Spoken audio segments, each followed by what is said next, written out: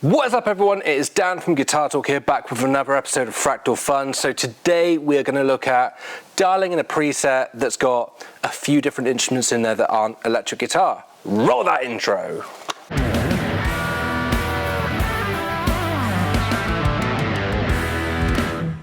What is up everyone, welcome back. So I have got a gig coming up with a band, Sam and Andy's band, Whiskey Embers. They've asked me to jump in for some live shows on mandolin, banjo, resonator for a track, a few different things that I'm going to describe it the way that when I went into a shop to buy a mandolin and resonator and said what I was doing, the guy behind the counter went, "Oh, so you're playing textures." I like that. I like that they said that, so that's what I'm going to go with. Basically dialing in a preset with textures. Before I jump into the screen, I just want to say, so when I first started doing this with Sam and Andy, they used to always sort of tease a little bit almost to say, why do you need what's supposed to be one of the world's most powerful amp modelers to play a bit of banjo, mandolin, that kind of stuff? What do you need this massive powerful Fractal unit for that for? And hopefully this video will show just how useful this is as well, because I'm playing a few different instruments with a few different sounds. Rather than have lots of DI boxes all over the floor for sound engineers to juggle, and if I need to mute one, the Fractal is so good for this kind of stuff. And just to show a point, before I go into the screen, I'm going to start this with mandolin. And on my mandolin, and on a lot of mandolins, there's no mute switch or anything like that. It is just straight jack in. And obviously, with a DI box and everything on stage, I'd have to have lots of mute switches between lots of different instruments. And if I jump into the screen now, you'll see FM9 edit is already loaded up. The tuner is on, so it's already muted, which means I can grab my cable and just plug straight in and not get a big popping noise. So that's advantage number one of using something like the Fractal, is being able to mute things between loads of different instruments as I go. The other thing is, as you'll see, these instruments mostly don't have controls on them, and they are all wildly different volumes. So using scenes in this preset, I can set different volumes for different instruments depending on what I'm playing. Now, as I said, we'll start with the mandolin. Just to say as well, I recommend, if you do this kind of thing, so I'm dialing this in for a gig, is to dial in your tones at a gig kind of level. Now, what you guys hopefully can't hear and what you can't see is that I have another output from this going to a PA system that's set up in the room at pretty much gig volume. So I can hear as I play what's going to come out of a PA system when I'm on stage live. And the reason for that is, when you turn things up louder for a PA system like I'm going through at the moment, is that all of the little dynamics, boominess, low end, all of that stuff comes out. So it allows you to kind of dial that in a bit more. But what you'll hear is what I'm capturing on the MacBook on the screen. So let's give this a name to start with. We will call it the band name, so that when I'm using my Fractal live, I know which band it is that I am using it with. So the preset is Whiskey Embers, and we are starting with mandolin. I've got my Fractal unit set up so the foot switches will change between scenes, so I can switch between different instruments using the foot switches and do a lot more if I want to. So let's give that name there and give that a quick save, and we'll add an input and an output and connect that together, and straight away we should get some kind of sound.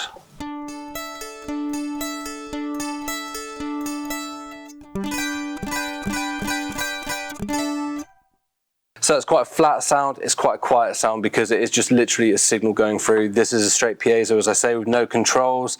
So a little bit of processing on this goes a long way. Now, the first thing we'll do is add in an amp block and the Fractal has a really nice little thing for this called a tube pre, which is just a fairly flat sounding tube preamp to add a little bit of warmth to stuff. So let's see how that sounds.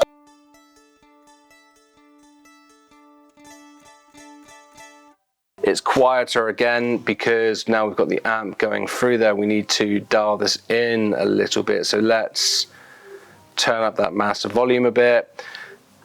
Because it's a relatively quiet instrument, we'll set the level at 0 dB.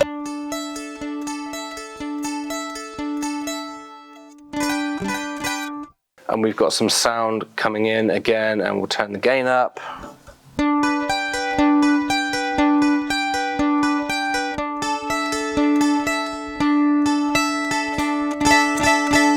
And there we go, we've got some sound again just to start off with. So the first thing I'm going to do with this is I'm going to move that amp block up a little bit just to give me a little bit more space there. I'm going to add in a compressor, and I'm going to go for a tube compressor. I'm going to move the threshold up a little bit and turn the compression down a little bit.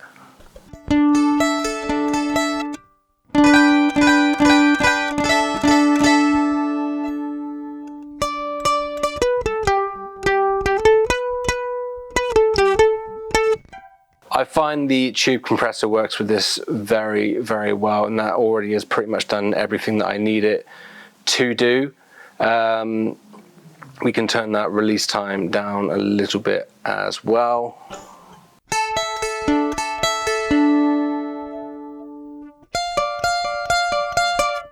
So that pretty much does everything that I wanted to do there. What else we can do here is to sweeten the tone a little bit. Let's add in a reverb. The reason I'm putting it up here and not in the normal signal chain you'll see here is there's a little trick you can do if we add the reverb in. So you can see what we've done here with the signal is that we've got the dry signal going through to the output, and then we've got this branch that then goes off through the reverb as well. So what we can do with the reverb is if we change it to mute in and set the mix to 100, you'll hear we've got the dry signal, and then with level control we can blend in just how much of that reverb affected signal we want. So obviously that is a little bit. Let's go for a plate.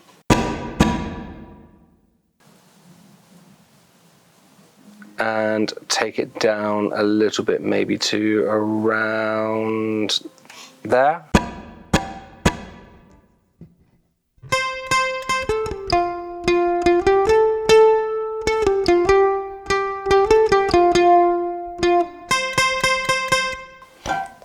Much nicer already, just gives it a little bit of space and just makes it sound a little bit more lively having that reverb. And then what we can do as well to add a little bit of extra control here past the amp is add in a graphic EQ. Now in the room here through the PA system, I'm not sure what it sounds like on the recording side that you guys can hear yet, but there's a lot of sort of low end and boominess that's coming through with this mandolin that you may not necessarily want live. So I can take out some of that low end because the stuff that I play with the mandolin is quite bright, a little bit plinky. So we can take out some of the low end and add in some high-end sparkle.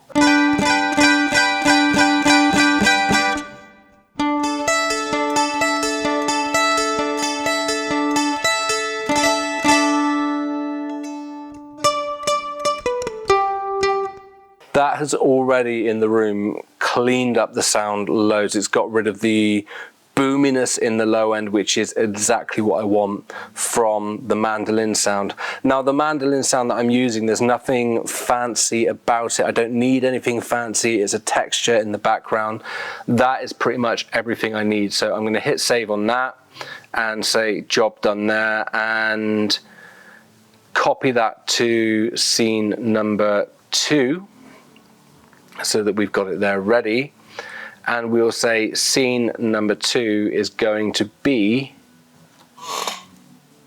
a banjo. And just to be safe, because I think the banjo off the top of my head is a lot louder, is we're going to copy channel A to channel B, go into channel B, and we're going to turn that master volume down. And we'll hit save there and turn the tuner on. And grab my pretend banjo. I say pretend because you may notice that it is indeed a 6-string banjo. It's like a banjo guitar, which I've added a pickup to, which is a transducer that sits under the bridge, epoxy resin, because it came with epoxy resin, to the underside of this skin that picks up the sound and tone. Now, again, this is, I mean, some people may say, why don't you leave the EQing and stuff to the sound engineer at the gig? Sometimes you don't get the, I think at one of the gigs we're doing our own sound, so we may not have someone off stage to quickly change things over as I'm changing instruments, which means I want to take care of most of the EQ side of stuff myself, so that even at a normal show, hopefully I can just give an XLR cable to the sound engineer, they can plug it into their PA system and just go, oh great, most of the EQ stuff is done for me, you know your sound, you know what you guys are going for, great, that's already done. So that is already louder than what the mandolin was, which shows my point of where I turned this master volume down. So a lot of the kind of stuff that I'm going to be doing with the banjo is that kind of banjo-y run kind of stuff.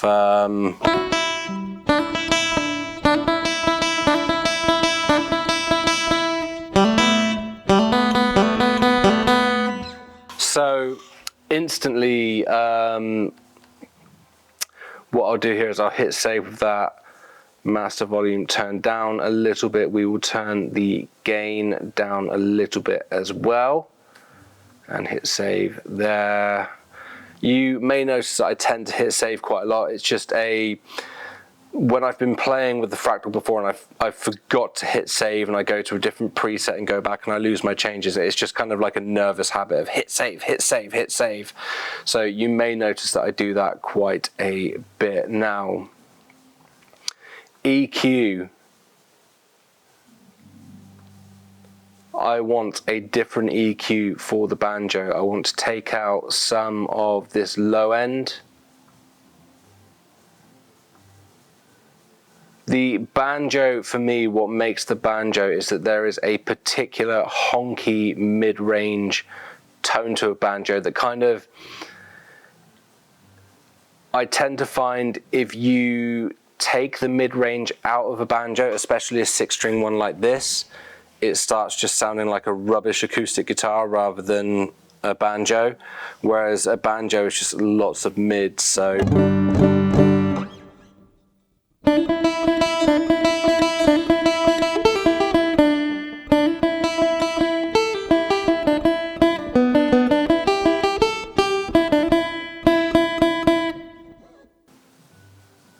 Add a little bit more there and there.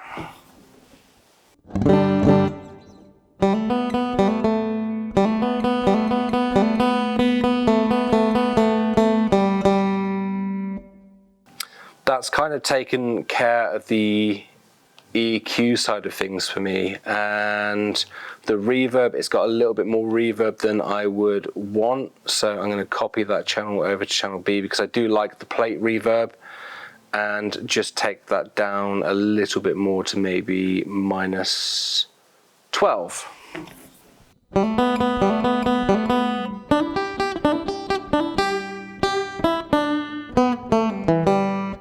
So the reverb now is just kind of rounding things out nicely, giving it a little bit of space, as I say, making it sound a little bit nicer, but it's not so much reverb that it's kind of masking notes or anything. I want definition in the banjo sound so that the notes are doing what they should be, which is just kind of really cutting through with lots of separation. So that pretty much takes care of the basic kind of banjo sound that I want. It's not overly colored, it sounds like a banjo, and I can switch between mandolin and banjo with the tuner muting things, 2 different volumes, 2 different sounds. Now let's copy this over to scene number 3, because I think this is going to be the closest tone to what I want. So scene number 3, and copy this channel over to channel C. You can see we've got 3 different channels here. Turn the gain down a little bit on this one just in case, and hit the tuner and grab instrument number 3 for this, a resonator. This is a Dean heirloom resonator that you don't see very often.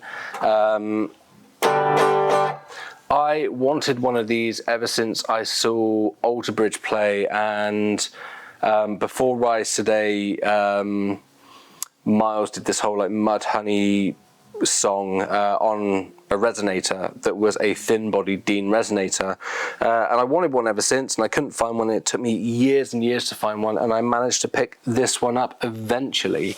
So this is what I've got to use for one of the songs, so we'll call this Resonator.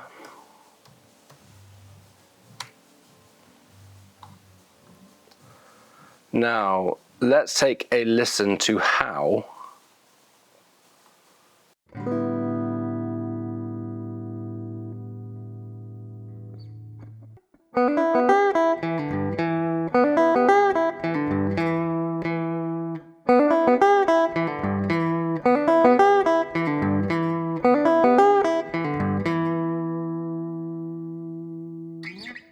So that's kind of not far off what I want from this sound, but just to complicate things, this gets played in another band that I'm in. It's been set up in standard tuning, but the song that I'm going to be playing this in is tuned down a step, and it's got lots of open strings, so it's not like I can capo it. For the sake of a couple of gigs when I'm also in the middle of rehearsing with my other band, I don't want to start tuning this down a whole step and then tuning it up and messing up the setup with it. So what I can do is, on this particular channel, add in a pitch block and change the type to virtual capo. And you can see I can shift it down 1 fret, 2 frets.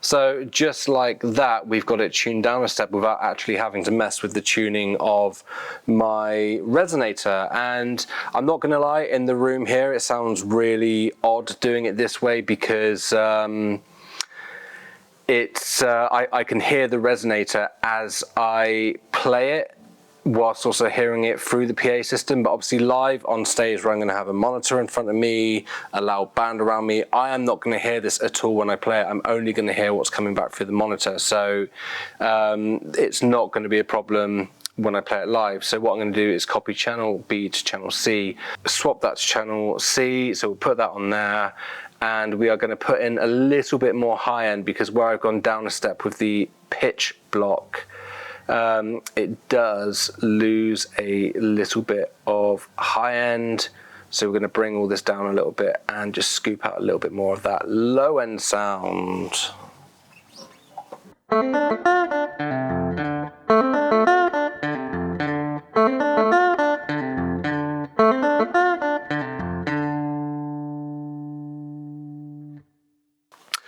So that is a bit more of a pleasing tone for me.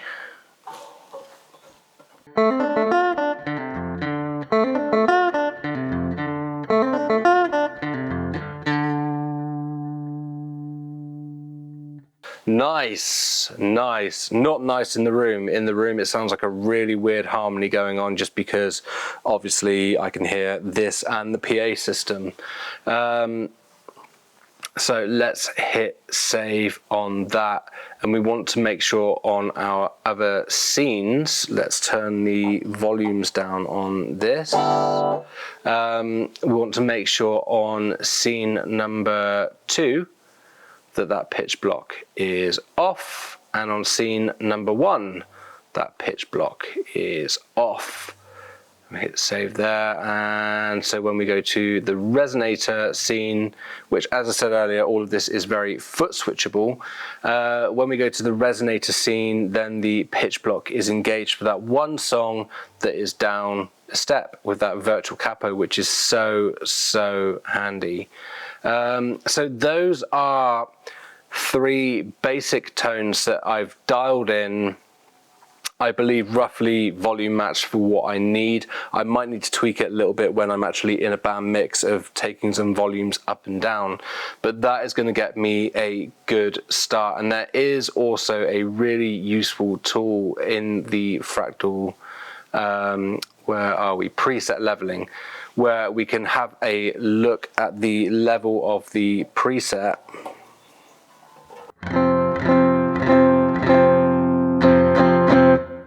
And see just how loud or quiet it is.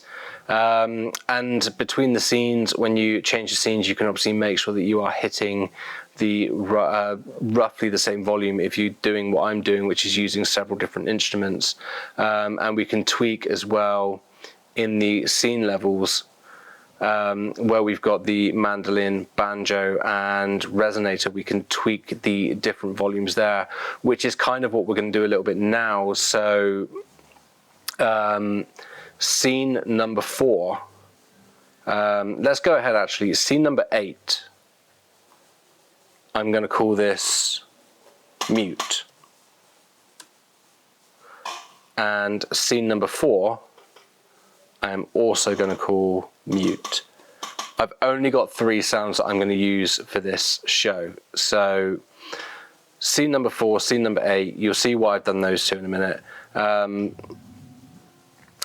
For this, I want to turn off input 1, and on scene number 8, it's off as well. Make sure on those it is turned on. Now, the reason why I want that is obviously the tuner will mute things, but just in case I want to mute something quickly and I don't want to go to the tuner, I've now got scene number 4 and scene number 8 are also mute switches, so I can just mute everything. If I've plugged the mandolin in and I step on the banjo, or if I plug the banjo, which is a lot louder in, and I plug that into the mandolin channel that's cranked up higher and loads of feedback starts happening, it has happened, then I've got a mute switch there. I can just hit it, just kill the sound straight away and just work out what did I do wrong. Hopefully shouldn't happen. I should have learned my lesson by now, but it could happen. So next up, what I'm going to do is I'm just going to jump over to my mandolin scene, and it has been known in this band that during certain songs, if Sam's particularly feeling it, he might suddenly shout for a random solo in the middle of a song, which if he points at me and does it, then depending on what instrument I'm playing, I need to get a volume boost in place so that because I don't have controls on the actual instruments themselves, I need to, with a foot switch, be able to activate a volume boost. I could do that with an expression pedal. I've not got that plugged into my FM9 yet. What I prefer to do myself is, so if I go into scenes and if we copy the mandolin scene to scene number 5, and then jump over to scene number 5, we'll call that mand loud. We'll jump to scene number 2 and we will copy that to scene number 6 and we'll call that banjo loud, and head over to scene number 3, copy that to scene number 7 and call that reso loud. Now what we can do here, because we've got these set up to different scenes, is go to our scene levels here, and we know that 5, 6 and 7 need a little bit of a boost. We'll go for something like a 2.6 is to me a relatively okay little boost. It doesn't need to be a massive boost. Screw it, let's give them a shock. Let's go 3.5 boost. That'll do. As I say, these are kind of rough levels. I might need to adjust these a little bit once I'm playing it in an actual band mix. But now what's going to happen when I swap to these channels live, if I need them, is I'm going to get a 3.5 decibel boost on those channels. So when I'm playing, if I get called for a solo, if I'm in the middle of playing with the resonator, for example, which is plugged in at the moment, then if we are on here and go to this one, you can hear there is a volume boost there. So it gives me a nice little solo boost which I can switch between with my foot switches. Now let's jump over to the foot switches and head over to the layout that is going to be scenes, which is what I'll be using with the foot switches. You can see here on the actual foot switches, so these are the foot switches on my FM9, 9 foot switches. You can see at the moment I've got this one set up for tuner and tap tempo. I'm not using anything with tap tempo in this preset, but it's there. I tend to keep it there for other presets, then I just know where it is on every preset. I can switch between scenes, effects and presets. So if we are playing that one song that, for example, is down a step that I'm using the pitch block for, and Andy's broken a string on the guitar that's tuned down a step, so now we've got to play it in standard. We just got to go for it and play it in standard. If we go here to the effects layout, then what we can do is we can set, so I want this because it's the one that's most likely to get used. We can change this to the pitch block. And now in the effects I can use that foot switch to turn off the pitch block. So if I need to suddenly go from being down a step to being in standard because someone's broken a string and we're now playing it in standard on the guitar's tuned to standard, then the pitch block is just there for me to turn that effect off if I want to, and instantly this is now in standard. But what we are here to set up is the scenes. So you can see here we've got our scenes set up. Now what I want to do here is, you can see we've got two different categories. We've got tap and hold. So if you tap it, it's scene 1. If you hold it down, what I want this to do is go to the mandolin loud channel. And with this one,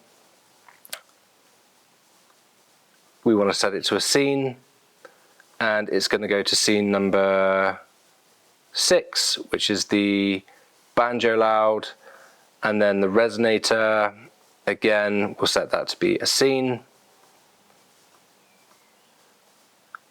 and it's going to go to 7, so that will be the resonator loud, and then mute, we'll change that to a scene, change it to scene number 8. So if I tap this, hold it down, if there's loads of feedback because I've plugged in the wrong instrument on the wrong channel and there's a massive panic, it doesn't matter if I hold it, if I tap it, whatever, it's just going to mute.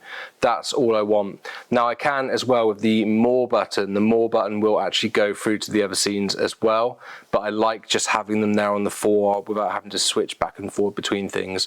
Just a simple hold is going to put me on the loud channel, and a simple tap is going to put me back on the quiet channel. So if I hit save on that, so now if I turn around, you should see, if I tap this, I'm just on the resonator sound, and if I hold it, it'll go to the lead sound, and you can kind of hear what I mean.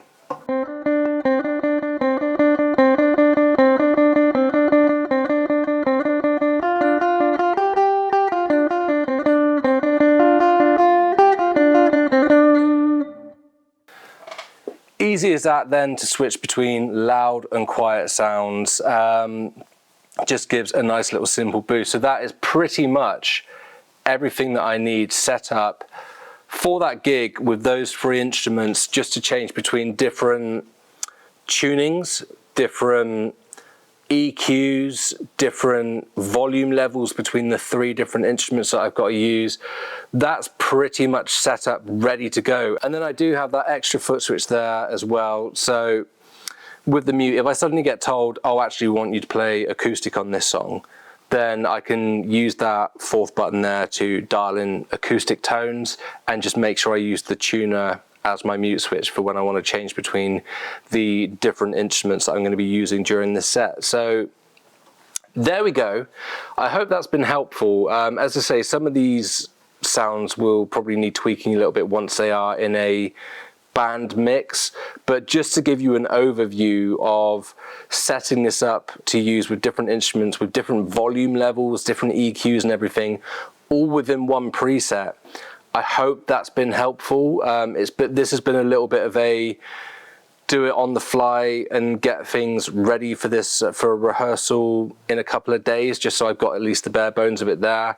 So if this video is a bit rough and ready, it's because it is, quite frankly. But I hope it's got across the point of how powerful the Fractal unit is for setting up this kind of layout with multiple instruments. It's an absolute game changer. Rather than have 3 different DI boxes or 3 different types of amplifier around the stage, just this one unit on the floor is perfect. It just does exactly what I need it to do for things that aren't even electric guitars. So there we go. I hope it's been helpful.